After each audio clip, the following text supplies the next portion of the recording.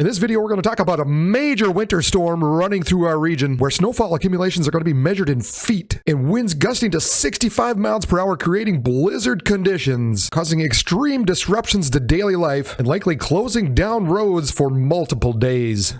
Hello, I'm meteorologist Brad Werner from Region Weather Live, your YouTube source for weather across the Dakotas and Minnesota. And yes, we are talking about a major winter storm affecting much of our region that will likely be a long duration type of storm that will close things down for multiple days. We're talking a storm that could create large snow drifts and will have a long recovery time behind it just because of the amount of snow and the amount of impact they will have. So let's just get right into it.